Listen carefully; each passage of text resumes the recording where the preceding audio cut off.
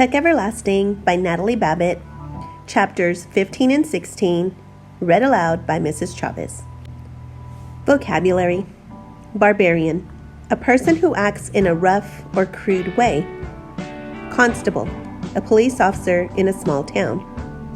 Cahoots, criminal partnership.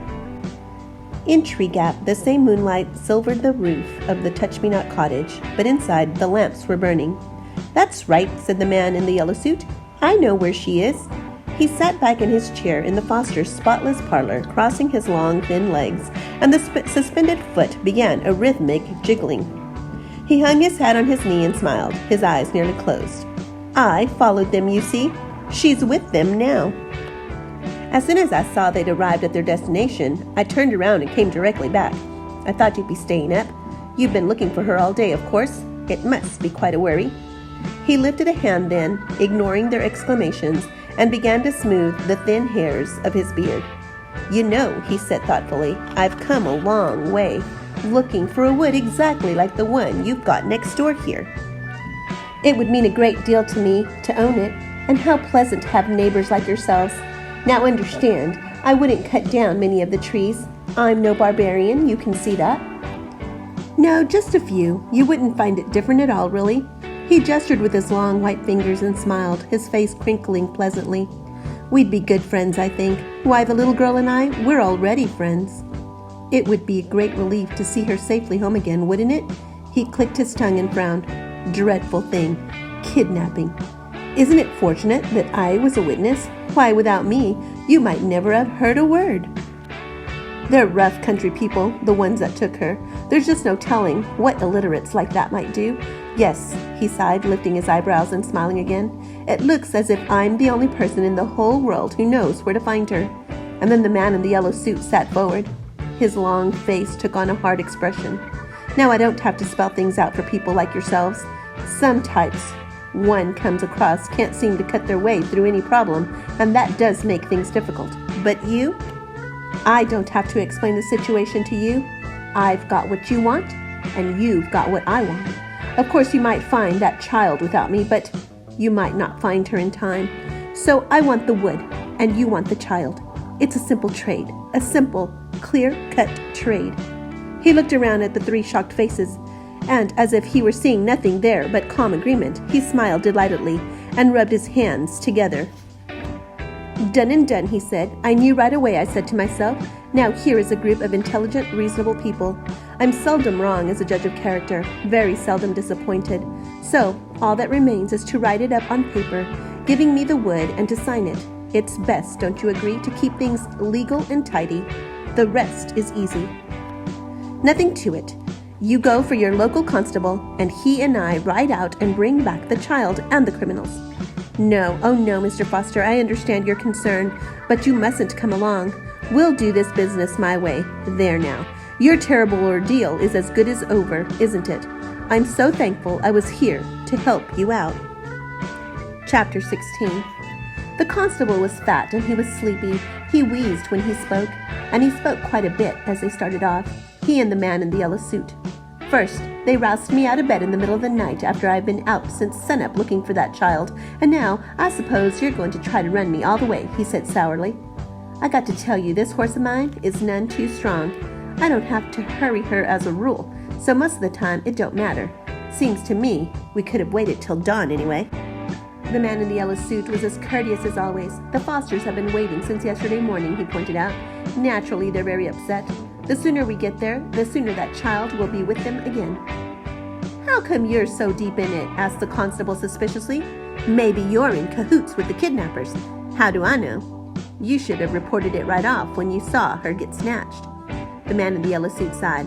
"But of course I had to find out where they were taking her," he explained patiently.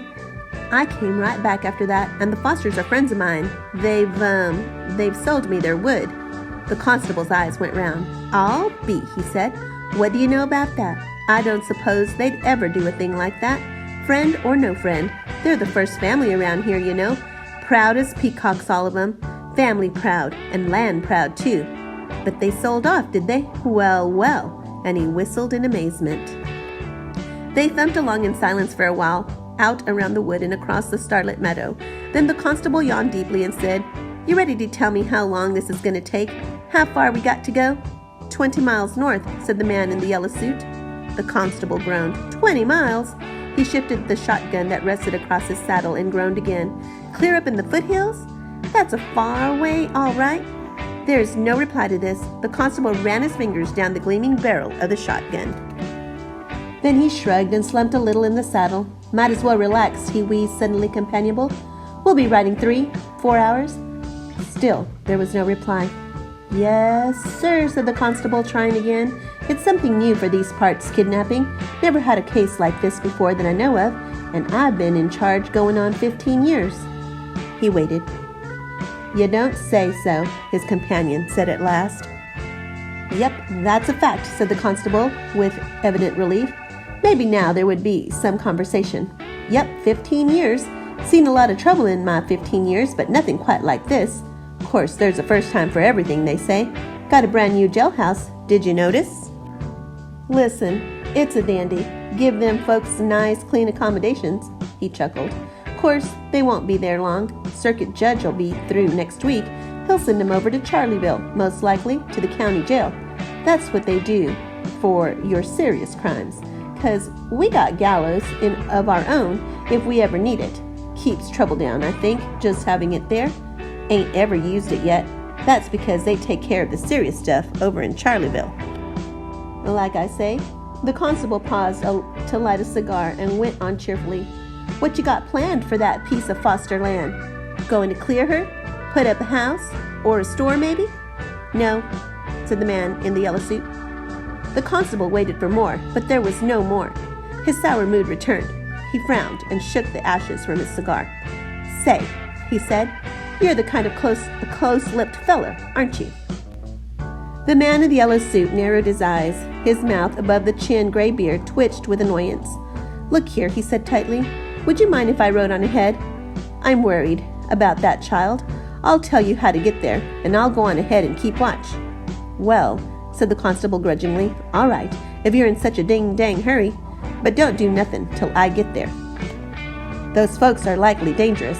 I'll try to keep up, but this horse of mine, she's none too strong. Don't see as how I can get her to gallop even if I tried. That's right, said the man in the yellow suit, so I'll go on ahead and wait outside the house till you get there.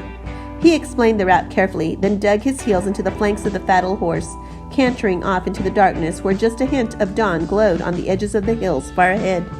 The constable chewed on the end of his cigar. He said to his horse.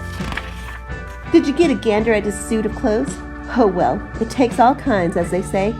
And he followed slowly after, yawning, the gap between him and the man ahead lengthening with every mile. Questions. Number 1. What did the man in the yellow suit want from the Fosters? Number 2. Why did the man in the yellow suit go on ahead of the constable? Number 3. What do you predict will happen next?